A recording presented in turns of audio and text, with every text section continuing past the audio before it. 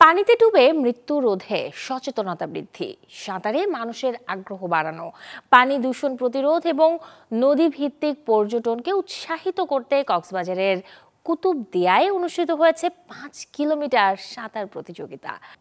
সকাল 9টায় তৃতীয় পাহাড় থেকে কুতুবদিয়া চ্যানেল সুইমিং 2025 শিরোনামে এ আয়োজন করে বাংলাদেশ ওপেন ওয়াটার সুইমিং। কক্সবাজারের পেকুয়া উপজেলার মগনামা ঘাট থেকে কুতুবদিয়া দ্বীপের বড়কূপ ঘাট পর্যন্ত অনুষ্ঠিত হয় বিশেষ এই সাঁতার প্রতিযোগিতা, যেখানে অংশ নেয় দেশের বিভিন্ন প্রান্ত থেকে আসা 10 জন দক্ষ সাঁতারু। 5 কিলোমিটার পথ দ্রুত সময়ে পাড়ি দিয়ে মাত্র 1 ঘন্টা 4 মিনিটে চূড়ান্ত লক্ষ্যে পৌঁছে প্রথম স্থান অর্জন করেন রাব্বি রহমান।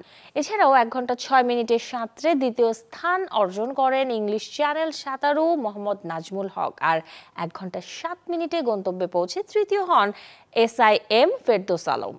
যত বেশি সংখ্যক নদী মৃত্যু হারটা কমানো যায়।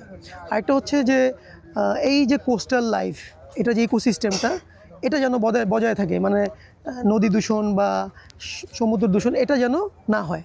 আর থার্ড উদ্দেশ্য হচ্ছে আমাদের ওয়াটার ট্যুরিজম। আপনারা জানেন যে পৃথিবীর অনেক জায়গায় অনেক নদী নেই, ইউরোপের অনেক জায়গায় নেই। তারা জাস্ট স্বপ্ন দেখে যে ওয়াটার ট্যুরিজমের ব্যাপারটা। তো আমাদের দেশে অনেক ওয়েটল্যান্ড আছে, ওয়াটার বডি আছে, নদী আছে, এই যে চ্যানেল আছে, এগুলো হচ্ছে আমরা তুলে ধরতে চাই ইন্টারন্যাশনালি এবং ন্যাশনালি।